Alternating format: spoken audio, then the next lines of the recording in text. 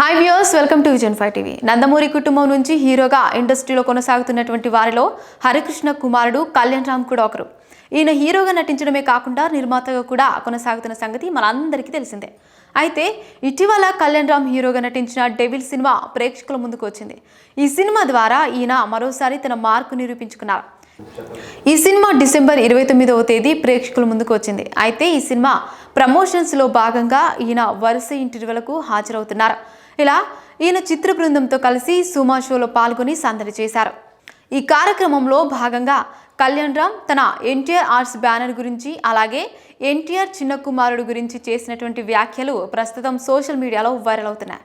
నేను మొదటి 2 సినిమాలు చేసినప్పుడు ఫ్లాప్ అయ్యాయి, ఇక నేను సినిమాలకు పనికిరాను అంటూ చాలామంది కామెంట్లు చేశారు. కానీ నాన్న మాత్రం నన్ను ఎంతగానో ప్రోత్సహించారని కళ్యాణ్ రామ్ తెలిపారు.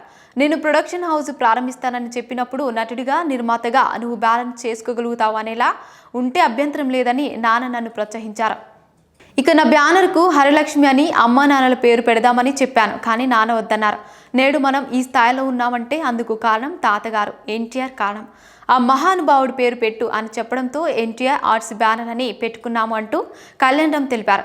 ఇంట్లో మీ పిల్లలు, తారక్ పిల్లలు కలిస్తే గోలగోలగా ఉంటుంది, ఎవరు బాగా అల్లరి చేస్తారంటూ ఈయనకు ప్రశ్న ఎదురైంది. ఈ ప్రశ్నకు కళ్యాణ్ రామ్ సమాధానం చెబుతూ, మా పిల్లలు కాస్త పెద్దయ్యారు కాబట్టి అల్లరి ఉండదు, కానీ ఎన్టీఆర్ చిన్న కొడుకు భార్గవ్ మాత్రం చాలా ముదురు, బాగా అల్లరి చేస్తాడంటూ కళ్యాణ్ రామ్ చేసిన కామెంట్స్ ఇప్పుడు వైరల్ అవుతున్నాయి. మరిన్ని ఇంట్రెస్టింగ్ అప్డేట్స్ కోసం మా ఛానల్ని సబ్స్క్రైబ్ చేసుకోండి.